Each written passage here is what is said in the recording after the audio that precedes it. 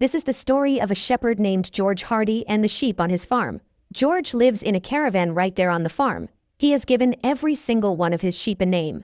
The most special among them is Sebastian, the biggest ram of the lot, who sometimes wanders off and sometimes comes right back. Then there's Lily, the smartest sheep here. George is writing all of this down in a letter. He says he feeds them every day, keeps them entertained, and gives every one of them their medicine. And when evening falls, he reads them detective novels and mystery books. George likes to pretend the sheep follow along with the story, but he figures there's no way they could really understand any of it. The truth is the complete opposite. These sheep understand everything. They talk among themselves about who the killer in the book could be, and every one of them has a different theory. But Lily had already figured out the killer 2 chapters early. She really is the smartest sheep of them all. And the next day, when George finishes the story, she's proven right. There are also 3 energetic lambs here. Most lambs are born in spring, but here there's a winter lamb too. This one has no name. The sheep don't consider it part of their flock, so George takes a little extra care of it. Watching this, the sheep decide George isn't a sheep. He just doesn't understand the winter lamb. George lives near a town called Denbrook. That's where the shepherd Caleb lives. A butcher named Hem lives there. An innkeeper named Beth lives there. And in the church lives a reverend named Hillcoat, a man George has a complicated relationship with. George walks into the middle of the church and drops a thick bundle of cash onto the donation plate. Whoever George is writing this letter to, he wants that person to come here and meet his flock. The next day, the sheep get excited the moment they spot Caleb's truck. They like him. The twin sheep are already plotting to bash his shiny truck, but Lily stops them. They don't bash things without a reason. With Caleb showing up, the sheep think maybe the 2 flocks are about to be combined. But George shoves him right out of the caravan. Something else is going on inside. The sheep start saying this is sad and they need to forget it ever happened. Now any sheep here can forget whatever they choose to. All except Mapple, who forgets nothing. So they tell him not to remind them about it. On the count of 3, the sheep forget Caleb's visit entirely. Meanwhile, a journalist arrives in town to cover the local cultural festival. At the post office, Beth spots a letter George wrote, addressed to someone named Rebecca Hampstead. The 2 of them start talking, deciding that a letter written on rose-scented paper has to be a love letter. So Beth quietly slips it out of the postwoman's bag. Right then the journalist walks up to Beth. He takes one look at the 3 tiny tables set up for the so-called festival and is instantly disappointed. He says this is not a festival. He's a small-time journalist named Elliot Matthew, sent by the Gazette. He's been hunting for a real story for a long time, but his features editor shipped him out here. Writing about this place definitely won't land him any promotion. Lily walks up and demands her admission fee from him. She only cares about her business. Elliot leaves. That night the weather turns to rain and thunder. The lambs are scared of the thunder. So Sir Richfield tells them that all those clouds were once sheep. And when they see the ground drying out, they begin to dance to make the grass and clover grow. Everyone here believes sheep never die, they just turn into clouds. No one remembers how. Only Mapple knows none of it is true, but he backs the story anyway. Elsewhere, Hillcoat locks the money away in a safe. Ham sharpens his butchering knives. And Beth, reading George's letter, becomes furious. At that very moment, Elliot's car slams into a tree. He has his car towed from the scene, but as he drives off, he catches a flash of light. Then comes a loud knock at George's door. The next morning, the sheep wake up and head outside, where they find George lying on the ground. Lily thinks it's some kind of game. But Mapple checks George's heartbeat and realizes he's dead. Lily insists that dying isn't real, that it only happens in books. She asks if he'll turn into a cloud.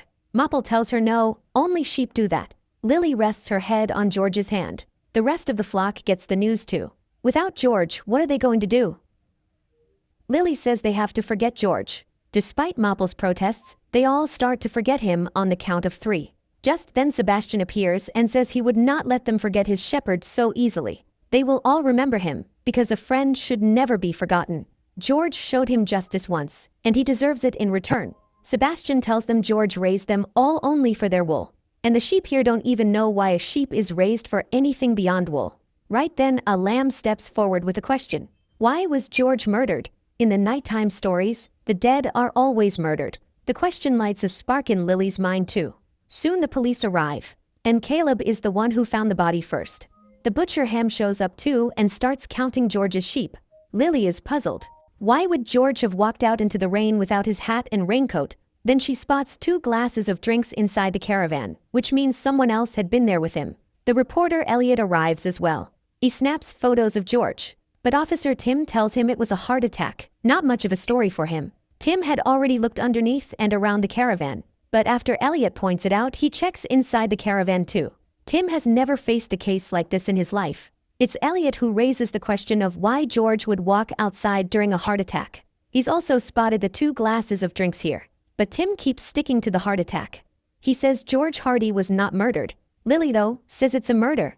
George was visited by someone he knew, someone who offered him a drink. The lack of any visible injury on George points to poison, and the grassy green stain on his land points to a struggle. She says that just like in the nighttime stories, the policeman here is completely hopeless, so they'll have to solve this murder themselves.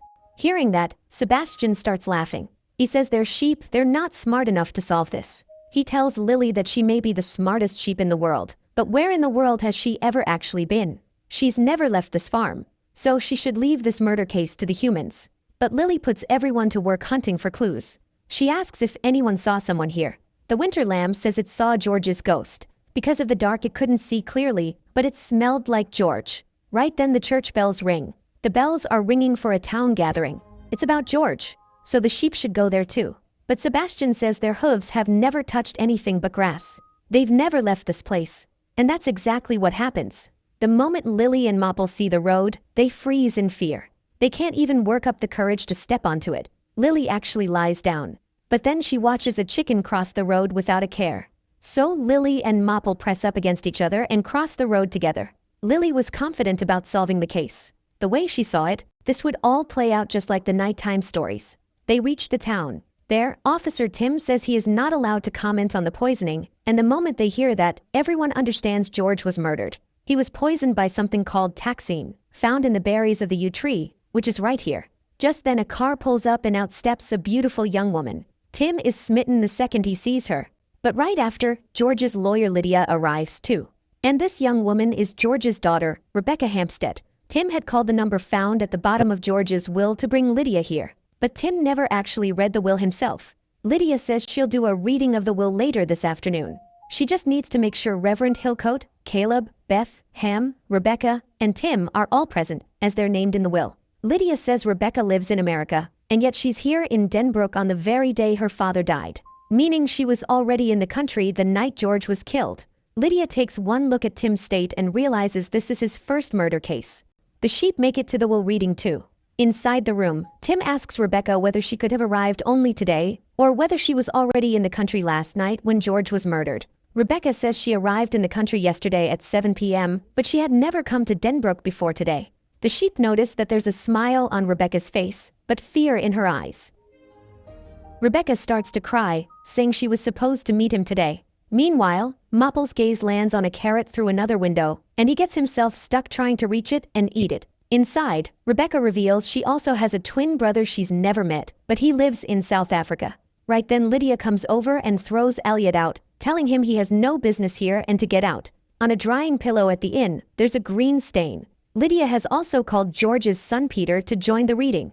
She explains that George sent her a copy of his will 2 months ago, but today she'll be reading a new one, the one Tim found on his table, dated 3 days before his death. In it, George says he has unfinished business with each of them. Among those now in this very room are a fool, a bad shepherd, a spring lamb, a winter lamb, a victim, and 2 murderers. The moment they hear this, everyone starts arguing about who the murderer is and who the next victim could be. George then leaves his son Peter 300 acres, the land currently leased out to Caleb. For Rebecca, he leaves the adjoining 300 acres, the land that makes up George's farm, and along with it Rebecca gets his caravan, his barn, and his sheep.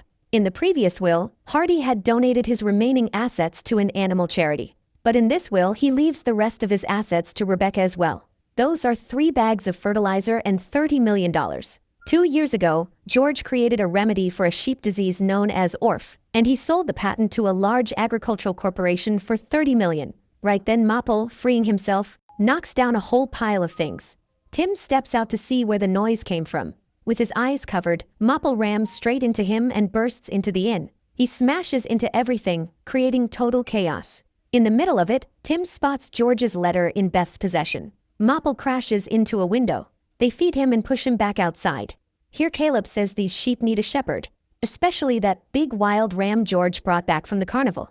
After that, Elliot asks Tim if he would like to make a statement, but Tim doesn't want to say anything. So Elliot says look, he needs a story and Tim needs an arrest, so they can work together.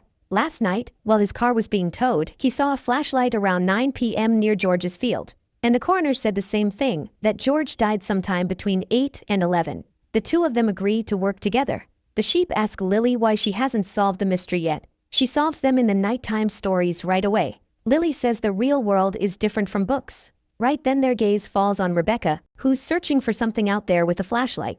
The winter lamb wanders up to Rebecca. The sheep watch her and notice that she smells like George but doesn't look like him. She must have been born in winter too, which is why George didn't want her around. The dumb sheep start calling Rebecca the murderer. Now, the last book George read to them explained how to narrow down a suspect. So someone has to go into the trailer and bring that book out so it can be delivered to police officer Tim. But the one who goes in for the book is Wool Eyes, whose eyes stay covered by wool, leaving him unable to see anything. He bumps into everything inside the trailer before finally reaching the book. They leave the book outside the police station for Tim, so he can read it and crack the case. After that, Lily goes to Sebastian and asks what a carnival is. Sebastian tells her it's music and rides. Every day children would come to pet him and feed him, until he grew too big. After that, at night, the men from the carnival would come and lead him into a circle where he had to fight a dog until he bled. But then one night George found him. He paid them and took him away. Lily asks how he ended up in that terrible place, why he wasn't with his flock.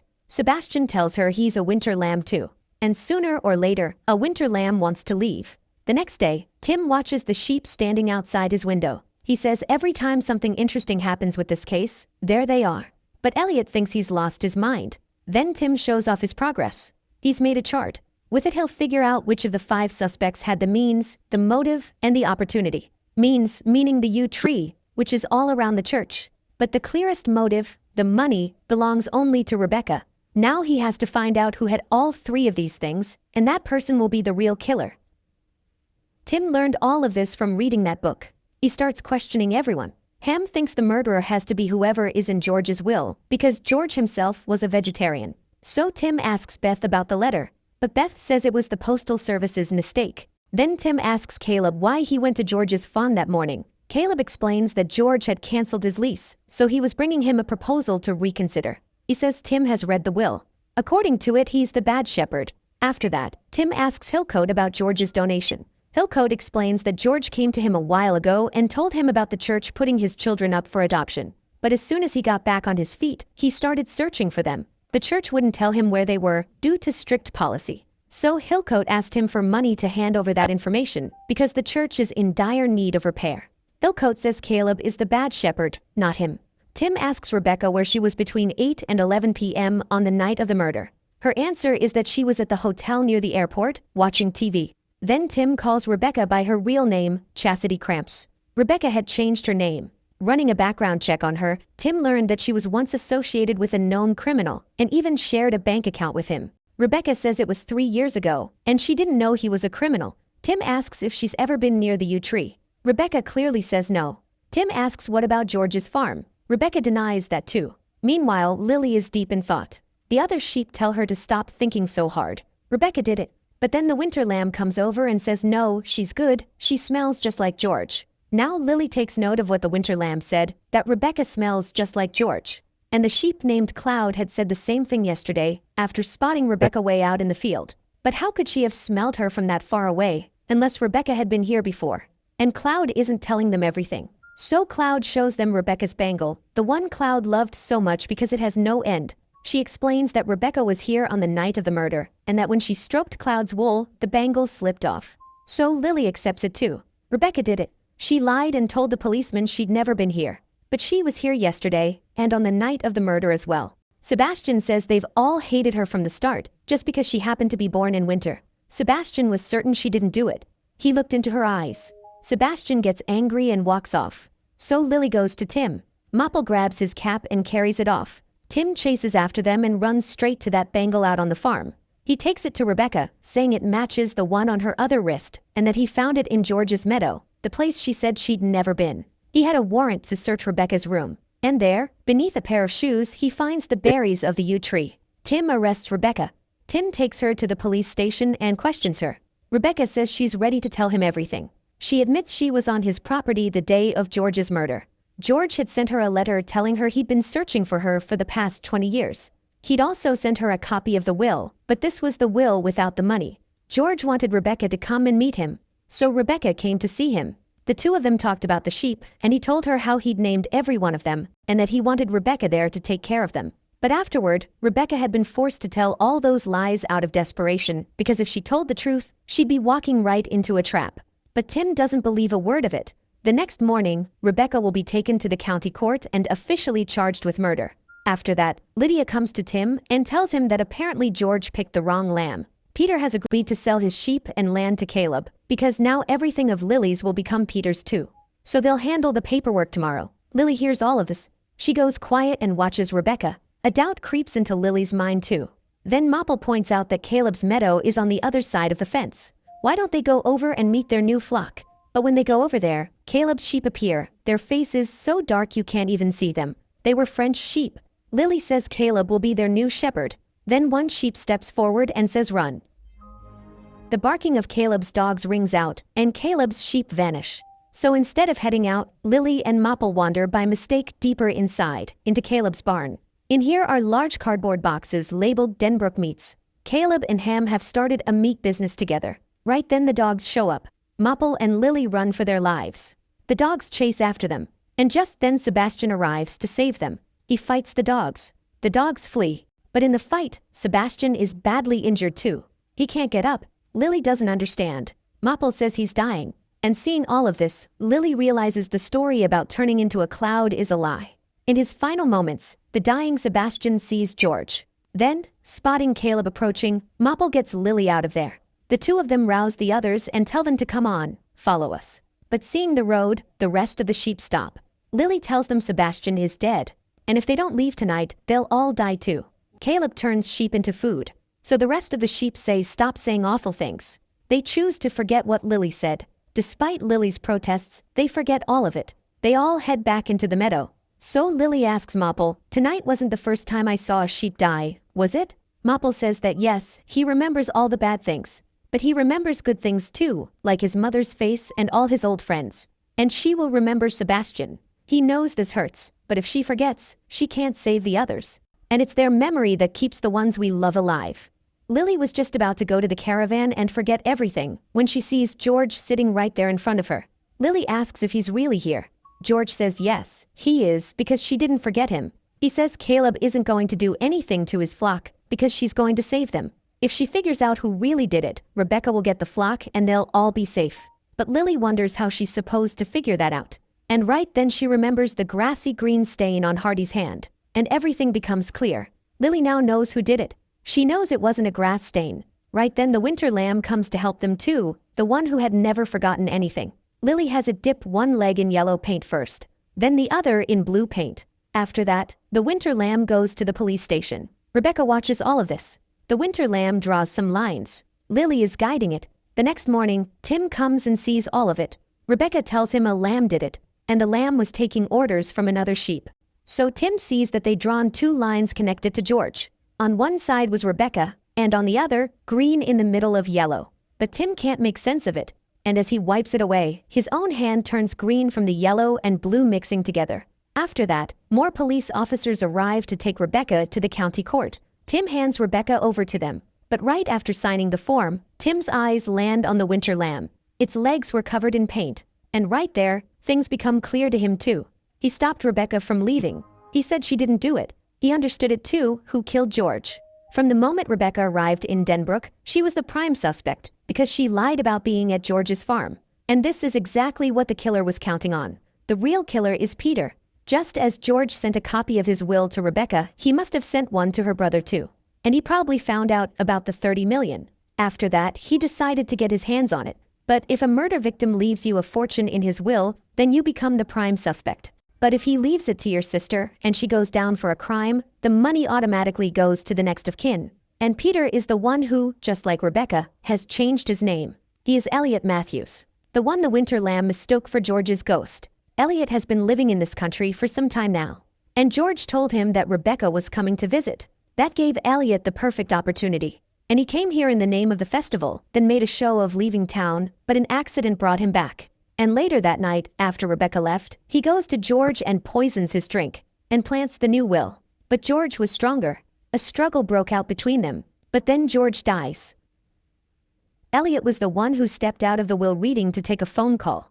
He was the one who slipped into Rebecca's room and planted the yew-berries in her shoes. But Elliot left a clue behind, one that was on George's hand. One mark was blue, one was green. The blue came from the medicine he used to make, and the green came from blue and yellow mixing. There was a green stain on the pillowcase Elliot slept on the night he murdered George. The yellow came from Elliot's hair, which George grabbed during their struggle, and the cheap quick dye rubbed off. Elliot had hastily dyed it on his way here, so he wouldn't look anything like Rebecca and George. Elliot denies all of it, so Tim takes one of his hairs. Elliot says he admits he's not a natural blonde, but that doesn't prove anything. But Tim hadn't taken the hair to check if it was blonde. He took it to check the DNA, to confirm that Elliot really was Hardy's son. And then everything would be proven. So Elliot runs. And right then the two rams who love to bash things show up. Lily tells them go bash him. They do exactly that and stop Elliot's car. Elliot is arrested. Tim apologizes to Rebecca. The winter lamb comes to meet her too. Tim gives Lily a thankful glance as well. After that, they head off. But the winter lamb stays behind. Then Beth gives Rebecca the letter George had written, the one she kept, thinking it was a love letter. Beth loved George. But after Rebecca's mother, George was never able to love anyone. Rebecca says she doesn't even know her name. So Beth tells her her name was Lily. Then Ham and Caleb come and offer to buy Rebecca's sheep and farm. But Rebecca refuses because those two were murderers of sheep. And they didn't even know the names of George's sheep, the names Rebecca knew every single one of. Rebecca decides to change her own name too, from Rebecca Hampstead to Rebecca Hardy. She buys all of Caleb's sheep and arrives at George's farm. She goes and meets Lily, who was named after her mother. In George's place, Rebecca sits them all down and reads them stories. Then Lily gets up and goes to the winter lamb. She names the winter lamb George. She takes it with her, and the rest of the flock accepts it too. And with that, this story comes to its end right here. How did you like this explanation? Be sure to let us know in the comments, and don't forget to like the video and subscribe to the channel.